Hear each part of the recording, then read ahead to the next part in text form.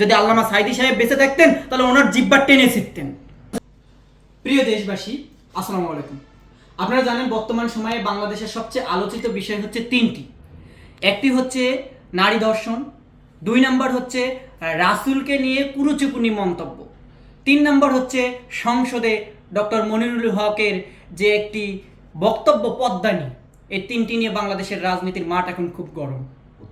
আমরা যদি দেখতে পারি, লক্ষ্য করি, বাংলাদেশের ইসলামিক দল বলে পরিচিতি যে দলটা জামাতে ইসলামীর অঙ্গসকল বাংলাদেশ ছাত্র শিবিরের একজন নেতা কি করেছে, একজন বিধবা নারীকে ধর্ষণ করে তার অনাগত সন্তানকেও সে হত্যা করেছে। পৃথিবীর ইতিহাসে এটা সবচেয়ে বড় জঘন্য, আইএমএল জাহিলিয়ার যুগের মতো এটা বর্বরচিত একটি ঘটনা। এরপর যদি আমরা দেখতে পারি, সেই ঘটনাকে ধামাচাপা দেওয়ার জন্য ইসলামিক একটি নবী রাসূলকে নিয়ে এসে যে কুরুচিপূর্ণ মন্তব্য করেছে তা পৃথিবীর ইতিহাসে বিরল, এবং এটা সবচেয়ে বেশি মারাত্মক এবং ঘৃণিত কাজ, এবং এটাকে সর্বাত্মকভাবে প্রতিবাদ এবং তার শাস্তি হওয়া দরকার। এমন রাসূলকে নিয়ে কুরুচিপূর্ণ মন্তব্য পৃথিবীর কেউ ইতিহাসে করতে পারে নাই। যদি আল্লামা সাঈদী সাহেব বেঁচে থাকতেন তাহলে ওনার জিহ্বা টেনে ছিঁড়তেন।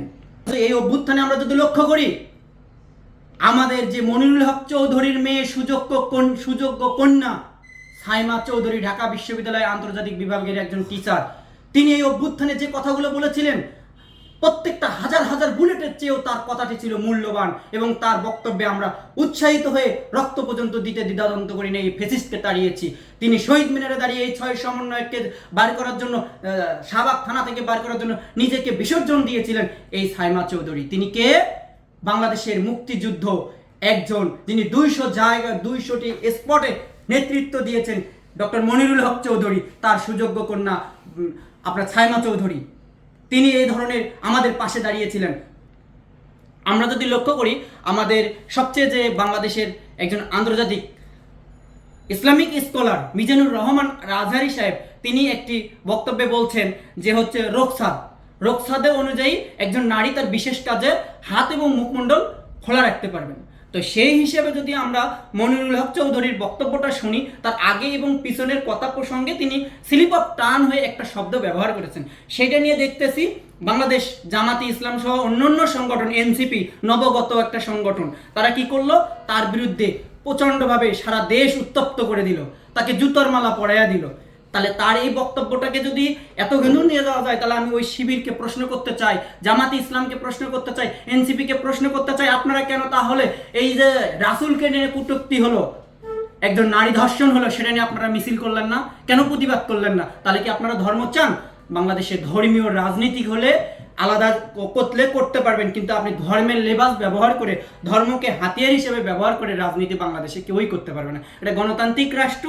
এই রাষ্ট্রের ক্ষেত্রে আপনাকে ধর্মকে ব্যবহার না করে নিজের সত্য, ন্যায়, মানবতা, ইনসাফ, সাম্যতার ভিত্তিতে আপনারা রাজনীতি করবেন, আপনাদের জনগণ পাশে থাকবে। আমরা জুলাই অভ্যুত্থানে আমরা রাজনীতি মাঠে নেমেছিলাম, এই অভ্যুত্থানে নেমেছিলাম, আমাদের একটাই কথা ছিল, সংবিধানের মূল কথা সুযোগের সমতা। এই সুযোগের সমতা নিশ্চিত করার জন্যই আমরা মাঠে নেমেছিলাম। আপনারা নিজের বেলায় 16 আনা, অন্যের বেলায় 1 আনা, এই ধরনের কার্যক্রমকে আমরা তীব্রভাবে নিন্দা জানাই। আমি সবাইকে উদাত্ত আহ্বান করি, চোখ কান খোলা রেখে ইসলামের দ্বীন প্রতিষ্ঠা করার ক্ষেত্রে সাম্যতার ভিত্তিতে, ন্যায়ের ভিত্তিতে কাজ করবেন।